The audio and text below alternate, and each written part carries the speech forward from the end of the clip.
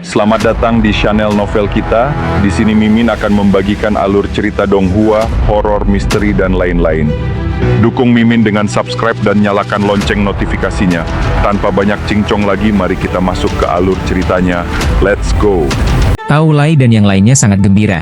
Sedangkan Chen Jinshan ketakutan, dan Bu Yunding menunjukkan ekspresi serius, sementara Lin Tian mengejek He Lian Xieyun. Apalagi yang bisa kau lakukan? Ayo, serang aku. Aku akan bertarung denganmu. He Lian Xieyun benar-benar marah. Bagaimanapun juga, senjata magisnya sangat penting untuk banyak kemampuannya. Karena itu, He Lian Xieyun menyerang Lin Tian, berniat membunuhnya.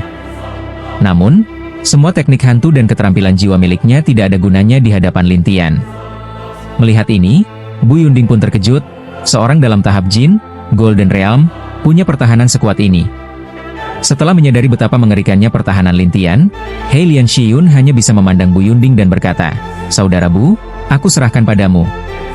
Jangan khawatir, di hutan hantu ini, semuanya ada di tanganku," kata Bu Yunding dengan percaya diri. Namun Lin Tian tersenyum dan bertanya, "Oh, apa maksudmu?" "Tentu saja," jawab Bu Yunding sambil mengeluarkan sebuah bendera formasi, lalu mengibaskannya. Seketika, formasi di sekeliling mereka berubah, dan sederetan naga api meluncur menyerang Lin Tian. Lin Tian hanya tersenyum pahit, hanya mengandalkan bendera formasi. "Aku akan membunuhmu," teriak Bu Yunding dengan percaya diri. Tapi saat naga-naga api itu bertabrakan dengan Lin Tian, mereka tak bisa melukainya sama sekali. Bu Yunding tampak syok, dan He Lian Xieyun pun panik. "Ada apa ini? Orang ini terlalu sulit dilawan," kata Bu Yunding muram. Namun He Lian Xieyun tidak mau menyerah. "Tidak, kita harus menangkapnya, kalau tidak Tuan Kedua akan menghukum kita." "Aku juga," kata Bu Yunding dengan frustrasi, sementara Jin Misa dan yang lainnya hanya bisa terkejut menonton. Chen Jinshan pun berteriak, "Dua Tuan, kalian berdua tidak bisa mengalahkannya?" Bu Yunding berkata, "Aku akan mencoba bendera formasi lainnya." Dia mengeluarkan berbagai macam bendera formasi, berusaha menjebak Lin Tian, tetapi tidak peduli apa yang dia lakukan, tetap saja tidak berhasil. Akhirnya, Lin Tian tersenyum dan berkata, "Tingkat kemampuanmu benar-benar mempermalukan gurumu. Anak kecil, mana boleh kau meremehkanku?" Bu Yunding menjadi marah, tapi Lin Tian tetap tersenyum santai. "Apa yang kau tertawakan?" Bu Yunding makin kesal. "Aku akan tunjukkan padamu apa itu prestasi sejati dalam seni formasi," jawab Lin Tian. Dalam sekejap, formasi di sekeliling mereka berubah seperti langit terbalik, dan tiba-tiba banyak naga api menyerang Chen Jinshan. He Lian Xieyun segera menghindar, sementara Bu Yunding berteriak, "Apa yang terjadi ini?" Chen Jinshan, yang kekuatannya lebih lemah, langsung terluka parah dan berteriak minta tolong, "Dua Tuan, tolong aku." Ketika mereka mencoba menolong, formasi malah mengunci mereka juga dan menyerang mereka. He Lian Xieyun panik dan berteriak pada Bu Yunding, "Kita harus menghentikan formasi ini." Aku akan mencoba," kata Bu Yunding dengan gugup, sambil mengibaskan berbagai bendera. Tapi formasi itu hanya mendengarkan Lin Tian, bukan dia. Ia ketakutan, "Tidak mungkin. Bagaimana kau bisa mengendalikan formasi yang aku buat?" "Itu hanya formasi kecil, tidak ada apa-apanya," jawab Lin Tian dengan tenang. Sementara itu, bayangan-bayangan jahat di sekeliling terus memperkuat formasi. Bu Yunding yang panik hanya bisa menghindar sambil berteriak pada He Lian Xieyun, "Aku tak bisa mengendalikan formasi ini, kau coba sendiri." He Lian Xieyun pun cemas. Chen Jinshan, yang sudah putus asa, berniat menggunakan jimat kabur, tetapi tiba-tiba Shenyo Unicorn muncul dan menutupi ketiganya dengan 3 lapisan pelindung hitam, membuat mereka tidak bisa melarikan diri. Jin Misa berseru, "Tuan, ini luar biasa." Tao Lai juga berkata, "Tak ada yang bisa mengguncangnya." "Menakutkan," ucap Xin Yun hanya dengan 2 kata. He Lian Xieyun masih mencoba mengancam, "Anak, kau tahu siapa kami?" Lin Tian tersenyum santai, "Aku tak peduli siapa kalian. Siapapun yang berani mengusikku, tak akan berakhir dengan baik." Mereka semua terdiam. Chen Jinshan, yang terluka parah, hanya bisa memandang Lin Tian dan memohon, "Anak, lepaskan aku. Aku tidak akan melawanmu lagi." "Kau pikir aku datang ke hutan hantu hanya untuk melepaskanmu?" tanya Lin Tian sambil tersenyum sinis. Lin Tian lalu mendekati Chen Jinshan. Chen Jinshan ketakutan dan berteriak, "Ayahku dan tuan kedua tidak akan membiarkanmu begitu saja." Lin Tian tak peduli, lalu mengirimkan bayangan ke dalam pelindung Chen Jinshan. Chen Jinshan menyerang bayangan itu, namun bayangan itu hanya lenyap dan kembali menyerang dari kekosongan, hingga akhirnya Chen Jinshan tidak mampu lagi bertahan. Lalu Lin Tian menanamkan segel jiwa di dalam tubuhnya. Setelah itu, Chen Jinshan tampak kosong tanpa semangat. Lin Tian lalu memandang He Lian Xieyun dan Bu Yunding. "Sekarang giliran kalian berdua." "Berani kau?" bentak He Lian Xieyun. Lin Tian tetap tenang. Tapi He Lian Xieyun tiba-tiba menelan sebuah pil, dan kekuatan luar biasa meledak darinya, hingga ia bisa memecahkan pelindung dan melarikan diri keluar dari formasi. Jin Misa terkejut, "Apa itu pil barusan?" "Itu pil membakar jiwa seketika, sebuah pil sihir yang dapat membakar kekuatan jiwa secara instan untuk mendapatkan kekuatan puncak. Tapi setelah itu jiwanya akan rusak, bahkan lebih lemah dari setengah langkah tahap spirit," jelas Lin Tian sambil tersenyum dingin. Mendengar itu, Jin Misa dan yang lain menghirup napas dalam-dalam. Bu Yunding, melihat itu, juga menggigit giginya, mengeluarkan pil dan melarikan diri sambil mengancam, "Anak, aku akan balas dendam." Dalam sekejap, ia pun menghilang. Sementara itu, Chen Jinshan yang sudah ditangkap hanya bisa menatap kosong, tidak bisa berbuat apa-apa. Lin Tian berkata pada Chen Jinshan, "Aku akan membiarkanmu kembali, tapi kau harus melakukan sesuatu untukku." Chen Jinshan terkejut. Lin Tian lalu memberitahukan apa yang harus dilakukan, baru kemudian membuka formasi dan membiarkan Chen Jinshan pergi. Tao Lai merasa bingung. "Saudara Lin, kenapa kau membiarkannya pergi?" "Dia masih berguna," jawab Lin Tian dengan singkat. Jin Misa menyadari bahwa Lin Tian pasti telah mengambil alih Chen Jinshan dengan segel jiwa, tapi orang lain tidak menyadarinya. Setelah menyelesaikan masalah di hutan hantu, Lin Tian membawa 3 rekannya kembali ke kota. Tak lama, Chen Jinshan berpura-pura melarikan diri kembali ke keluarga Chen.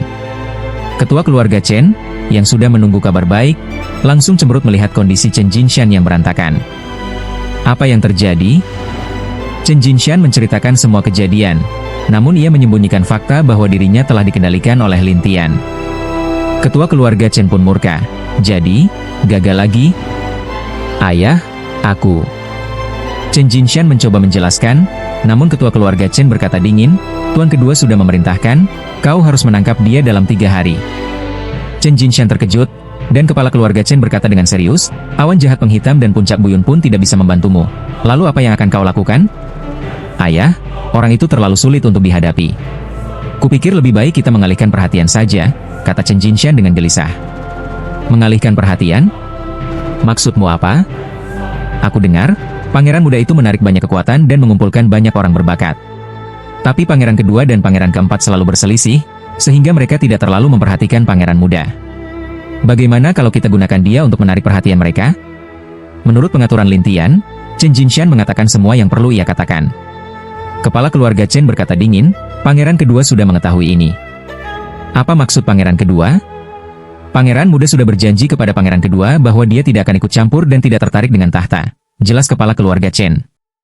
Namun Chen Jinshan ragu, bagaimana jika dia berbohong kepada pangeran kedua? "Mari kita pergi. Aku akan membawamu menemui pangeran kedua dan dengar pendapatnya. Karena sekarang kau pun tidak bisa menemukan jalan lain," kata kepala keluarga Chen dengan nada kecewa.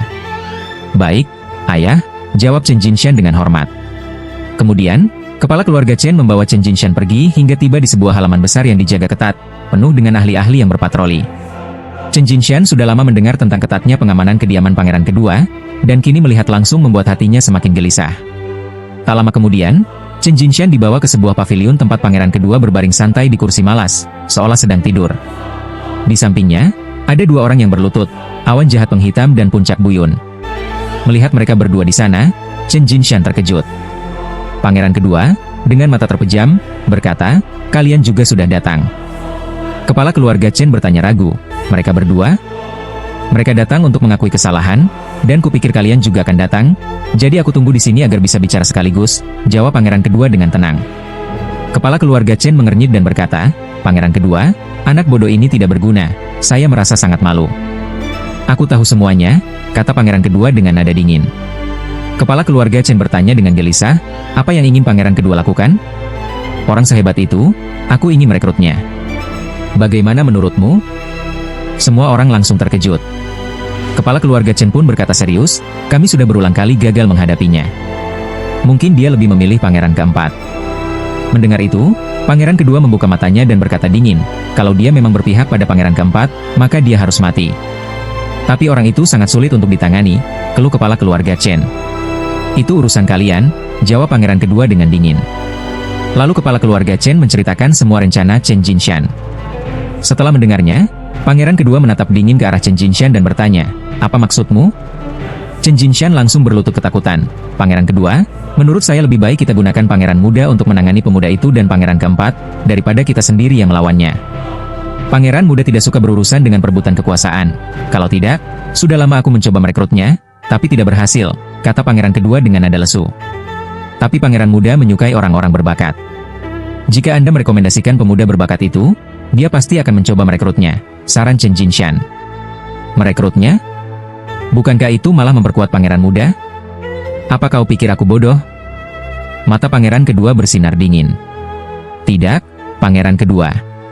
Maksud saya, dengan mendekatkannya, kita bisa tahu apakah dia benar-benar berpihak pada pangeran muda. Jika pemuda itu menolak, maka pangeran muda akan marah, dan mungkin justru akan menghancurkannya. Chen Jinshan menjelaskan dengan hati-hati. Pangeran kedua merenung sejenak dan berkata, baiklah, aku akan coba. Jika benar dia menolak pangeran muda, itu hal bagus. Lagi pula, saya pangeran muda sudah terlalu besar, perlu diwaspadai. Benar, pangeran kedua. Setelah berkata demikian, pangeran kedua menghilang seketika. Chen Jinshan langsung terduduk lemas karena ketakutan. Kepala keluarga Chen menggelengkan kepalanya dengan pasrah. Awan jahat penghitam yang lemah menatap Chen Jinshan ragu. Kau yakin dia akan menolak pangeran muda? Tentu saja, jawab Chen Jinshan yakin. Awan jahat penghitam dan puncak buyun saling bertukar pandang, merasa bahwa jika ini benar, maka akan ada pertunjukan menarik. Tapi mereka tidak tahu bahwa semua ini sebenarnya rencana Lin Tian. Dan benar saja, setengah hari kemudian, saat malam tiba, seorang pelayan berpakaian sederhana datang ke penginapan. Pelayan itu menemui Jin Miesha dan berkata, saya ingin bertemu pemuda di dalam. Siapa kamu? Kenapa mau bertemu dia? Tanya Jin Miesha curiga, dan Tao Lai serta Xin Yun di sampingnya juga penasaran. Pelayan itu tersenyum, saya diutus untuk bertemu dengannya. Diutus oleh siapa? Tanya Jin Miesha. Pelayan itu mengangguk, benar. Saat itu, Lin Tian di dalam ruangan berkata, kalau ada keperluan, katakan saja langsung. Pelayan itu ragu sejenak, lalu berkata, Pangeran Muda mengundang Tuan Lin untuk berbicara. Mendengar nama Pangeran Muda, Jin Miesha dan yang lain pun kaget. Tapi Lin Tian hanya tersenyum dan berkata, maaf, saya tidak tertarik. Pelayan itu terkejut, tapi Lin Tian melanjutkan, sampaikan kepada Pangeran Muda, saya tidak akan pergi kemana-mana. Pelayan itu hanya bisa mengangguk dan berkata, baik, akan saya laporkan. Setelah pelayan itu pergi, Jin Miesha bertanya, Tuan, Anda benar-benar menolak? Kenapa harus diterima? Jawab Lin Tian santai. Jin Miesha masih ragu, konon katanya, kalau ikut Pangeran Muda, tidak ada yang berani menggertak di kota hantu. Tao Lai pun menambahkan, benar, katanya Pangeran Muda walaupun tidak mengejar kekuasaan, tetap punya banyak kekuatan. Para pangeran lain pun harus memberi muka. Lin Tian hanya tertawa, kalian pikir aku takut pada siapapun? Mendengar itu, mereka tidak bisa berkata apa-apa lagi. Lin Tian kemudian berkata, kalau nanti ada yang datang lagi, bilang saja aku sedang berlatih. Setelah itu, Lin Tian meminta mereka keluar dari kamarnya. Sambil duduk sendirian, Lin Tian bergumam, mari kita lihat apa yang akan dilakukan oleh penguasa istana salju hantu dan pangeran muda berikutnya. Sementara itu, pelayan yang tadi pergi kembali ke sebuah manor. Ia membungkuk kepada seorang pemuda yang sedang memancing di tepi kolam. Yang mulia. Pemuda itu bertanya tanpa menoleh, bagaimana? Apakah dia datang? Dia menolak, jawab pelayan itu ragu-ragu. Pemuda itu malah tertawa, menarik. Pelayan itu bertanya-tanya, Tuan Muda, perlu diatur orang? Ayo pergi, aku mau melihat sendiri, kata Tuan Muda sambil tersenyum. Pelayan itu ragu, Tuan Muda, Anda mau turun tangan sendiri? Bukankah Second Lord mengatakan dia itu seorang jenius? Second Lord bilang begitu, aku yakin kalian tidak bisa mengurungnya, jadi dia ingin mempermalukanmu, jelas pelayan itu.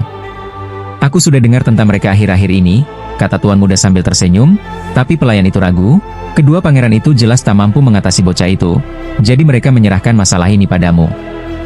Aku tahu, tapi kalau aku bisa menariknya ke pihakku, Bukankah itu akan membuat Secon Brother marah setengah mati? Tapi itu sepertinya agak sulit. Ayo pergi lihat saja. Aku mau lihat sehebat apa orang ini, sampai membuat seluruh kota membicarakannya, kata Tuan Muda. Baik. Pelayan itu segera membawa Tuan Muda ke villa. Setelah meninggalkan villa, Tuan Muda sedikit menyamar menjadi seperti orang biasa. Saat pelayan itu muncul lagi di penginapan bersama Tuan Muda, Jimmy tidak tahu siapa yang di sebelah pelayan itu, sehingga dia langsung menghalangi dan berkata, "Kenapa datang lagi?" Ding Ding berkata, "Bukankah Tuan Lin bilang dia tidak akan meninggalkan penginapan?" "Benar," jawab Jimmy dengan nada kesal, tapi pelayan itu tersenyum. "Karena itu, aku membawa Tuan Muda." Begitu mendengar itu, Jimmy terkejut. Tao Lai dan Xin Yun di sisi lain juga kaget, memandang pemuda yang tampak biasa saja itu dengan tatapan aneh. Pelayan itu kemudian berkata kepada Lin Tian, "Tuan Lin, Tuan Muda kami datang sendiri." "Tidak perlu, aku tidak mau menemuinya," jawab Lin Tian dari dalam. Ucapan Lin Tian membuat pelayan itu mulai kesal. "Tuan Lin, Tuan Muda kami tidak pernah melakukan ini kepada siapapun." "Terus kenapa?" kata Lin Tian dengan nada tak peduli. Pelayan itu makin marah dan ingin bertindak, tapi Tuan Muda menahan, sambil berkata dengan tersenyum, "Tenang saja, biar aku yang bicara." Pelayan itu akhirnya mundur, dan Tuan Muda berdiri di pintu sambil tersenyum. "Tuan Lin, aku sudah dengar banyak tentangmu." "Lalu kenapa?" jawab Lin Tian. "Aku ingin berteman denganmu," kata Tuan Muda. "Aku dengar hubunganmu buruk dengan Secon Prince, tapi kau malah mau berteman denganku. Apa kau pikir aku mau dijadikan bidak catur?" Lin Tian mengejek dari dalam kamar. Tao Lai dan yang lain terpana melihat keberanian Lin Tian, tapi Tuan Muda tetap tersenyum. "Aku memang suka berteman dengan banyak orang, tapi aku tidak pernah menganggap mereka sebagai bidak, kau juga tidak." "Aku tidak tertarik, silakan pergi," sahut Lin Tian. Tuan Muda masih tersenyum, "Kalau Tuan Lin tidak mau bertemu hari ini, aku akan datang setiap hari sampai kau bersedia bertemu denganku." Setelah itu, ia pergi bersama pelayannya. Jimmy dan yang lain segera masuk ke kamar dengan wajah cemas. Lin Tian melihat mereka dan berkata, "Kenapa pada panik begitu?" "Brother Lin, itu tadi Tuan Muda," kata Tao Lai. "Lalu kenapa?" Tao Lai ragu, dia itu anggota keluarga kerajaan Ghost Dynasty, saudara dari Ghost Lord.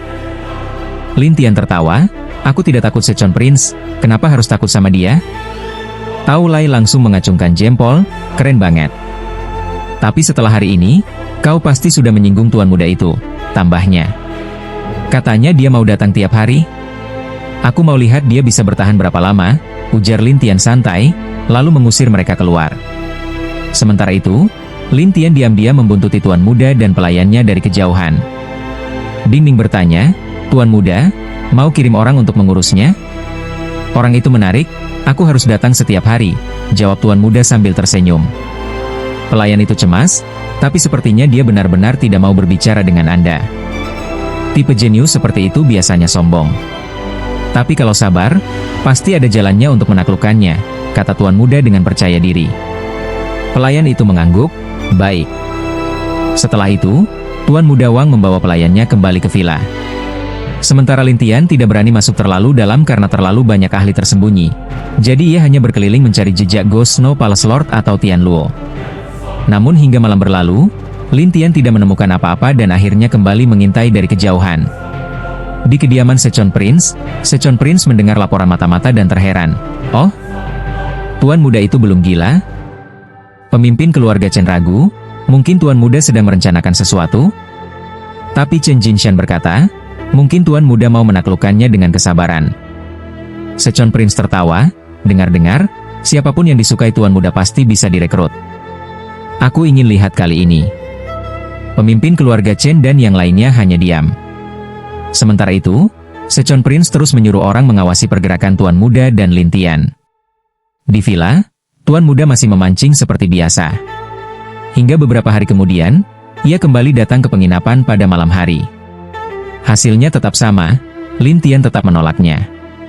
Namun Tuan Muda tidak marah dan tetap pulang ke villa, lalu kembali lagi esoknya. Begitu seterusnya selama setengah bulan. Saat malam kembali tiba, Tuan Muda datang lagi dan tersenyum kepada Lin Tian. "Sudah hampir 20 hari, apa kau masih tidak mau bicara denganku?" Lin Tian tetap diam, tapi dalam hati ia heran, dia ini sabarnya luar biasa. Setelah beberapa saat, Tuan Muda bertanya lagi, "Bagaimana, Tuan Lin?" Lin Tian tersenyum tipis, "Kalau kau bisa menjawab satu pertanyaanku, mungkin aku akan mempertimbangkan berbicara denganmu." "Oh, pertanyaan apa?" Tuan Muda langsung tertarik. Jin Mi dan yang lain melongo, karena biasanya Lin Tian selalu menolak. Lin Tian kemudian berkata sambil tersenyum, "Aku dengar kau suka merekrut jenius dan orang kuat dari dunia Ghost, benar?" "Benar," jawab Tuan Muda tanpa ragu. Lin Tian lanjut bertanya, "Untuk apa kau melakukan itu?" "Aku suka berteman," jawab Tuan Muda. "Kau pikir aku percaya?" Lin Tian mengejek. "Kalau Tuan Lin tidak percaya, aku juga tidak bisa memaksa," kata Tuan Muda sambil tersenyum pahit. Lin Tian lalu mencoba memancingnya. "Sebenarnya, aku datang ke Ghost Dynasty untuk mencari satu musuh. Kalau kau bisa membantuku menemukannya, mungkin aku akan mempertimbangkan untuk berbicara baik-baik." "Oh, musuh siapa?" Tuan Muda langsung penasaran. Lin Tian tertawa kecil dari dalam rumah, pemimpin Ghost Snow Palace. Begitu mendengar itu, Tao Lai dan Xin Yun langsung terkejut. Jin Mi tidak tahu siapa Ghost Snow Palace, tapi pelayan itu pun terkejut sebelum cepat mengendalikan ekspresinya. Tuan Muda malah tertawa, sepertinya Tuan Lin memberiku persoalan yang sulit. "Apa? Susah?" tanya Lin Tian santai. Tuan Muda menjelaskan, "Terus terang saja, pemimpin Ghost Snow Palace itu juga temanku. Kau ingin membalas dendam padanya? Ini membuatku bingung harus bagaimana." Setelah melihat bahwa sang pangeran muda mengakui mengenal pemimpin Istana Salju Hantu, Lin Tian berkata, "Kalau pangeran muda tidak mau memberitahukannya, aku akan mencarinya sendiri. Tapi kalau di masa depan terjadi masalah, aku sudah kasih peringatan dulu." Alis pangeran muda sedikit bergerak, lalu pelayan di sampingnya berkata, "Bocah, apa kau mengancam pangeran muda kami? Aku sudah bersabar setiap hari berbicara dengan pangeran muda kalian. Kalau tidak, kenapa aku harus mengatakannya?" Lin Tian berkata sambil tersenyum. Pelayan itu hampir meledak marah, tapi pangeran muda menghentikannya dan tersenyum ke arah Lin Tian di dalam kamar. "Emerlin, soal Anda dan pemimpin Istana Salju Hantu itu, bagaimana kalau aku menjadi penengah?" "Penengah?" Lin Tian sedikit heran, tak tahu apa yang direncanakan pangeran muda ini. "Pemimpin Istana Salju Hantu itu baru-baru ini bergabung dengan kediaman kami. Aku tidak tahu banyak soal masa lalunya, tapi karena ia sudah bergabung, aku bisa membantu untuk menengahi." "Baru-baru ini bergabung?" "Ya, beberapa waktu lalu dia datang ke sini," kata pangeran muda, dan Lin Tian mengernyitkan dahi, bergumam pada dirinya sendiri, "Baru-baru ini? Bukankah pangeran muda ini sebenarnya dikirim untukku?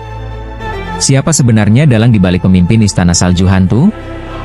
Lin Tian sekarang makin penasaran tentang hubungan antara dirinya yang palsu, pemilik suara misterius, pemimpin Istana Salju Hantu, dan pangeran muda ini. Lalu Lin Tian bertanya, "Apakah kau tahu tentang Tian Luo?" "Tian Luo? Siapa itu?" Pangeran muda tampak bingung. Lin Tian membuka pintu dan memandang pemuda di luar, "Kau yakin tidak mengenalnya?" "Aku benar-benar tidak tahu," jawab pangeran muda bingung.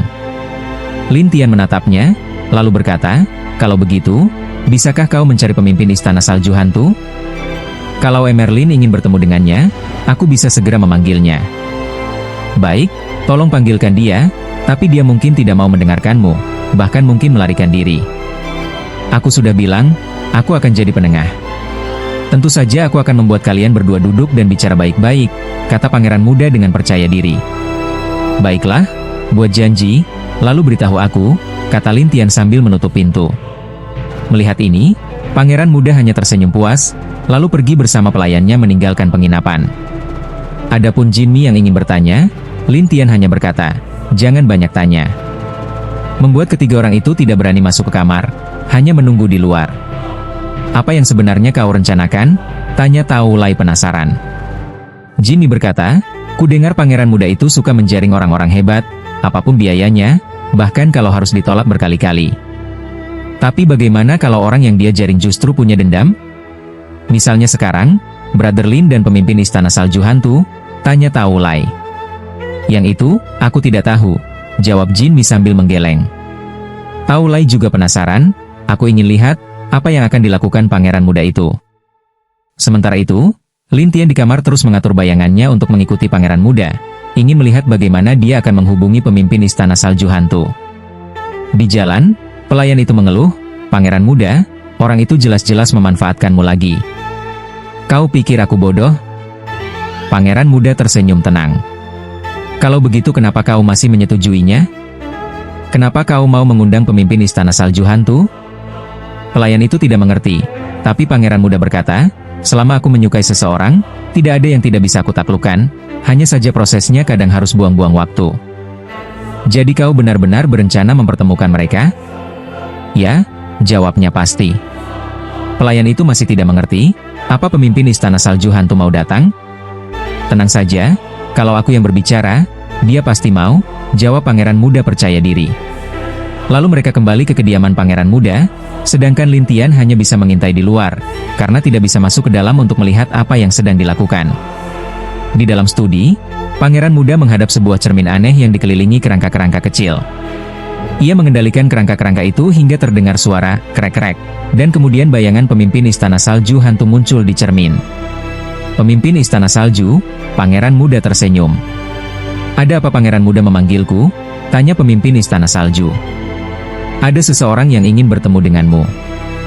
"Oh, siapa?" Pangeran muda menjelaskan, dan pemimpin istana salju langsung tertawa, "Ternyata dia."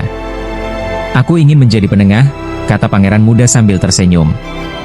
Namun pemimpin istana salju berkata ragu, "Aku takut kau tidak akan berhasil." "Kenapa?" "Nanti kalau bertemu, kau akan tahu sendiri," jawab pemimpin istana salju sambil tersenyum samar. "Jadi kau mau datang?" "Baiklah, besok aku akan datang ke kediamanmu."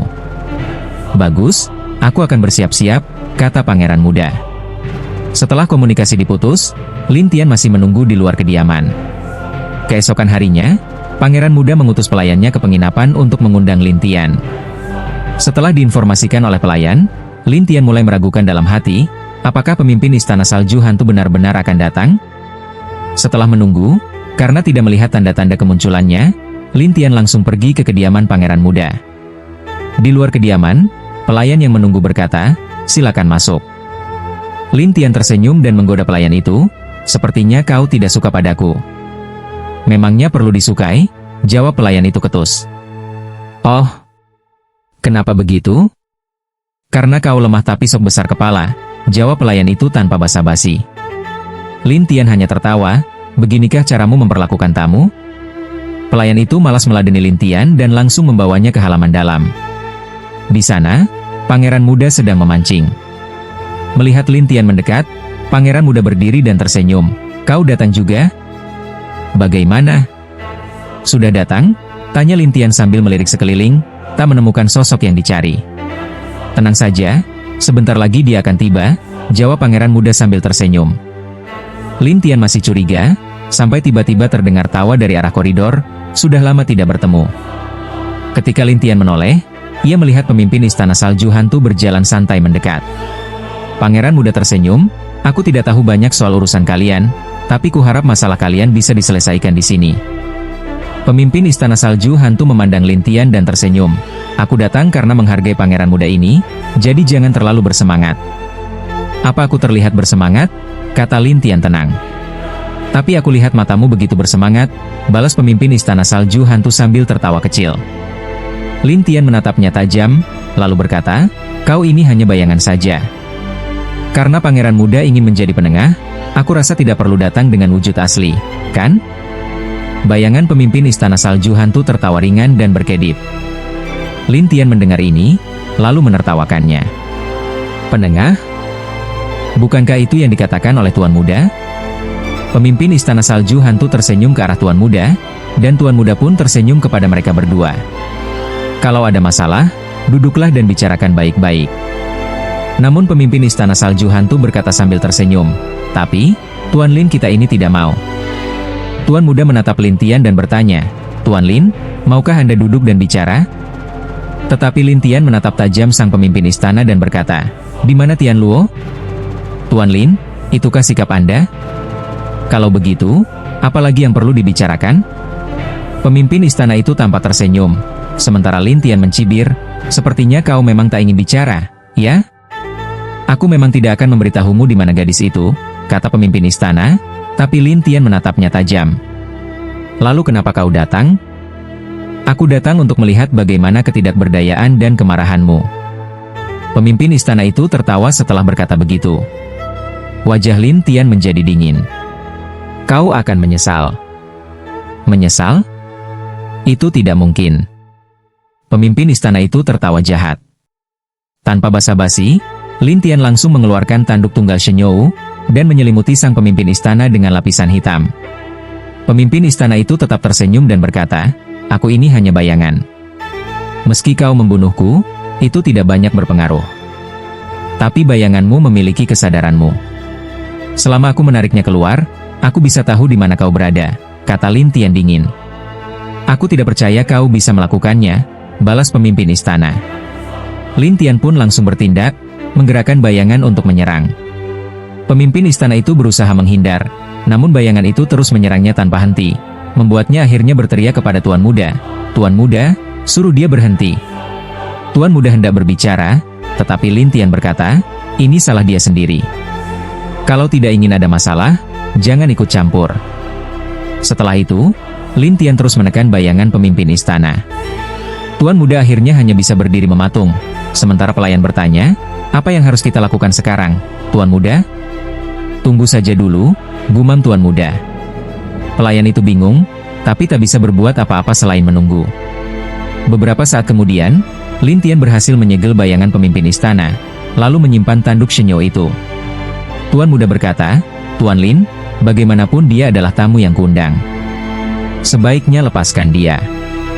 Lin Tian menjawab, kau pun lihat sendiri, antara aku dan dia sudah tak bisa dimediasi, jadi sebaiknya kau jangan ikut campur. Setelah berkata begitu, Lin Tian pun berbalik dan pergi. Tuan Muda mengerutkan kening, sementara pelayannya berkomentar, Tuan Muda, orang ini benar-benar liar dan tak bisa dijinakkan. Tuan Muda tidak berbicara, melainkan kembali ke ruang belajarnya dan membuka cermin aneh itu lagi. Di dalam cermin, muncul bayangan pemimpin istana yang tersenyum dan berkata, ada apa, Tuan Muda? Tuan Muda berkata dengan sedikit kesal, bukankah aku sudah bilang jangan memprovokasinya? Kenapa kau tidak mendengarku? Pemimpin istana tertawa kecil. Tuan Muda, kau tidak mengira aku ini bawahanmu, kan? Sampai bisa seenaknya diperintah? Jangan lupa, aku memberimu pil misterius, kata Tuan Muda. Kau maksudkan pil itu? Sebenarnya, hanya bayanganku yang makan, tidak berdampak apa-apa pada tubuh asliku, jawab pemimpin istana sambil tersenyum. Tuan Muda tampak terkejut karena merasa dibohongi. Namun pemimpin istana itu kembali tersenyum dan berkata, sebenarnya, Tuan Muda, kau bisa berdiri di pihakku. Maksudmu apa? Tanya Tuan Muda. Saat aku mendekatimu, tujuanku memang ingin merekrutmu untuk melawan bocah itu. Bahkan sampai sekarang, niatku tetap sama, kata pemimpin istana itu dengan santai. Namun Tuan Muda berkata dengan wajah muram, aku ini hanya mau memerintah, bukan diperintah. Pemimpin istana tertawa lagi. Tapi kenyataannya, banyak dari orang-orangmu sudah berbalik berpihak padaku. Tuan Muda tidak percaya. Mana mungkin? Kalau tidak percaya, pakailah jimat suara untuk memanggil mereka. Lihat siapa yang masih mau mendengarkanmu, kata pemimpin istana itu. Tuan Muda cepat-cepat mencobanya, tapi menemukan bahwa tidak ada satupun yang merespons, membuat semua usaha kerasnya selama bertahun-tahun menjadi sia-sia. Dengan wajah muram, dia bertanya, siapa kau sebenarnya? Tuan Muda, bukankah kau dikenal sabar? Mengapa sekarang seperti ini? Pemimpin istana berkata sambil tersenyum aneh. Katakan, siapa sebenarnya kamu? Bentak Tuan Muda. Aku akan memberitahumu setelah kau berhasil menangkap bocah itu. Aku akan mengembalikan semua orangmu, tawar sang pemimpin. Tuan Muda mendengus dengan marah, kau mengancamku? Tidak, ini hanya sebuah kesepakatan, jawab pemimpin istana dengan tenang. Tuan Muda berkata dingin, kalau aku menolak, maka semua rencanamu untuk menjadi raja akan hancur. Kurasa kau tak mau rugi besar hanya karena hal kecil ini, bukan? Balas pemimpin istana. Tuan Muda memasang wajah jelek dan akhirnya berkata, baiklah, aku akan atur. Semoga berhasil, kata pemimpin istana sambil tertawa, lalu bayangannya menghilang. Di saat itu, Lin Tian sedang mencari beberapa bahan di kota dan membuat sebuah jimat pelacak. Dengan jimat itu, Lin Tian bisa merasakan arah keberadaan asli pemimpin istana, cukup dengan memegangnya. Setelah itu, Lin Tian mulai melacaknya di dalam kota. Sementara itu, di kediaman pangeran kedua, Tuan Muda tiba-tiba datang. Pangeran kedua sedikit terkejut dan tersenyum. "Adik Jiu, kenapa kau datang?" "Aku ingin berkonsultasi sesuatu dengan kakak kedua," jawab Tuan Muda. "Konsultasi apa?" tanya pangeran kedua dengan penasaran, sementara Chen Jinshan dan yang lain saling bertukar pandang. Tuan Muda tersenyum. "Masih ingat orang yang dulu kau minta aku dekati?" "Ingat." "Bagaimana, adik Jiu, sudah berhasil mendekatkan diri?" Pangeran kedua bertanya dengan nada menggoda. Tuan Muda tersenyum pahit. "Sebulan lebih aku mencoba, tetap tidak berhasil. Jadi aku ingin minta bantuan kakak kedua." "Bantuan?" "Ya, aku dengar kakak kedua punya banyak orang hebat. Bisa pinjamkan beberapa orang untuk menangkapnya?" Tuan Muda tertawa kecil. Pangeran kedua dalam hatinya mencaci maki, mau pakai orangku pula. Tapi di wajahnya dia tetap tersenyum dan berkata, "Adik Jiu, bukannya kau sendiri punya banyak orang berbakat? Kenapa minta bantuanku?" Tuan Muda menunjukkan ekspresi putus asa. "Orang-orangku memang berbakat, tapi semuanya keras kepala dan tidak bisa diperintah." "Tidak bisa diperintah?" Pangeran kedua masih ragu. Tuan Muda tersenyum pahit lagi. "Kalau bisa diperintah, aku sudah lama membangun kekuatan sendiri di kota ini. Kenapa harus repot-repot minta bantuan kakak kedua?" Pangeran kedua masih setengah percaya, setengah ragu. Melihat ini, Tuan Muda langsung mengancam setengah bercanda. "Kalau kakak kedua tidak mau, aku harus minta tolong kakak keempat." Mendengar ini, pangeran kedua langsung panik, takut Tuan Muda benar-benar berpihak ke pangeran keempat. Akhirnya dia berkata cepat, "Tunggu, biar aku pikirkan dulu." "Baik, kakak kedua pikirkan dulu. Aku akan menunggu di sini," kata Tuan Muda sambil tersenyum. Pangeran kedua memandang pangeran kecil dan berkata kepadanya, "Saudara Jiu, tunggu di sini dulu. Aku akan berdiskusi terlebih dahulu." "Baik." Pangeran kecil menjawab, lalu pangeran kedua segera menyuruh orang melayaninya, sementara ia membawa kepala keluarga Chen dan lainnya ke ruang studinya. Ia menatap mereka dan bertanya, "Menurut kalian, apa maksud pangeran kecil ini?" Kepala keluarga Chen berkata, "Pangeran kedua, menurut saya, pangeran kecil ini jelas ingin menguras tenaga Anda."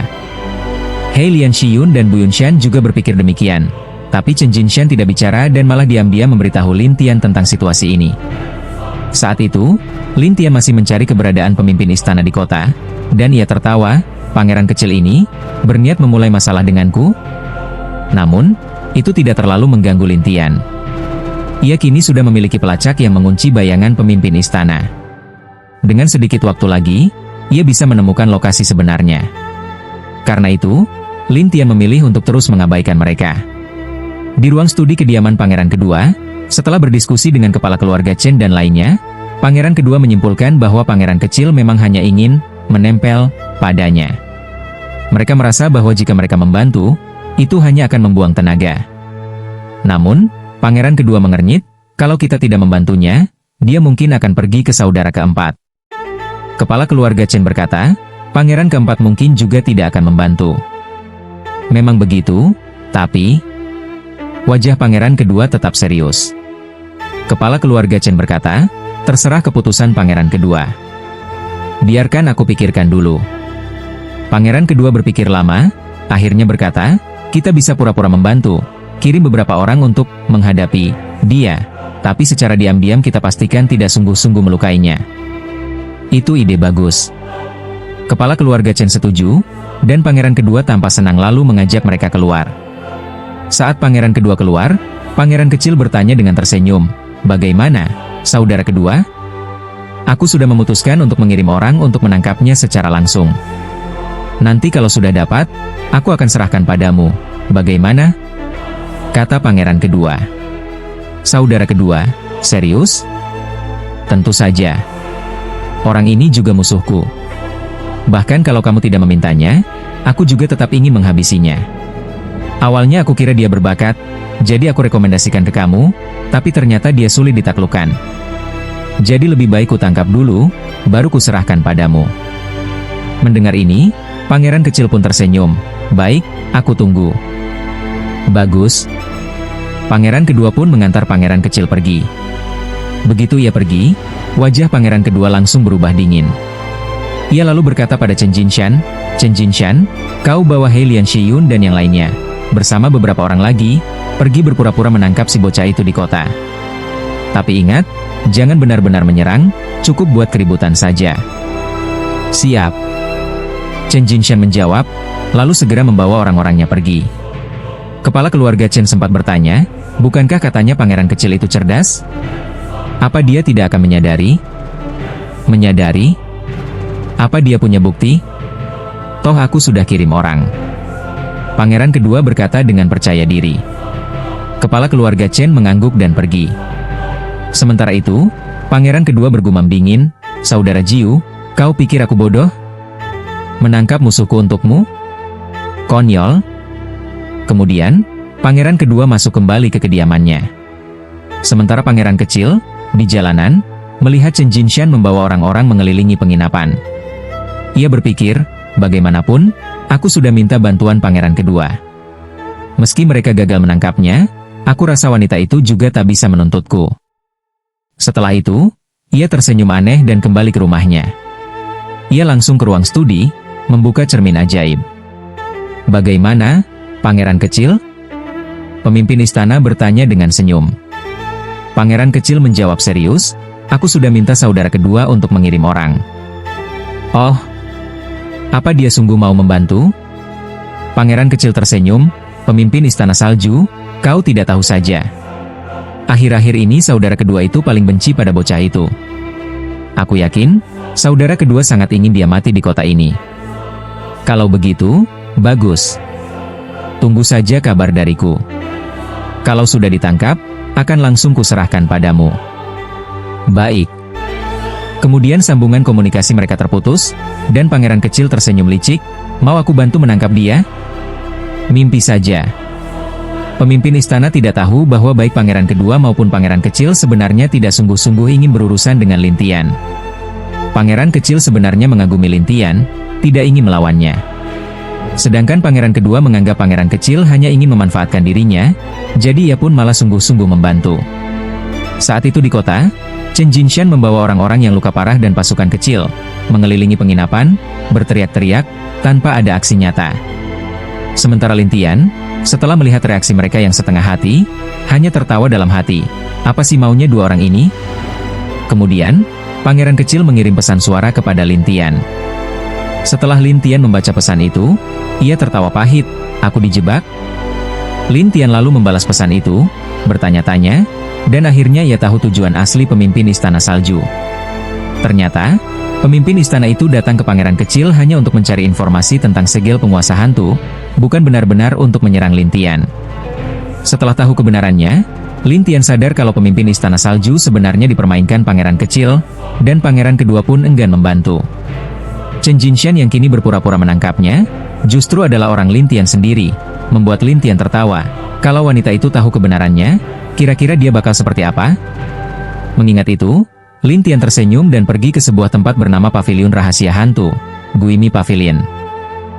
Tempat ini dikenal sebagai pusat perdagangan informasi, dan Lin Tian sudah mengonfirmasi bahwa pemimpin istana salju bersembunyi di sana. Sebelum masuk, Lin Tian membuat topeng, menyamar, lalu datang ke meja depan. Penjaga toko tersenyum ramah, "Anak muda, mau mencari informasi apa?" "Aku mau mencari seseorang," jawab Lin Tian. "Mencari siapa?" tanya penjaga toko.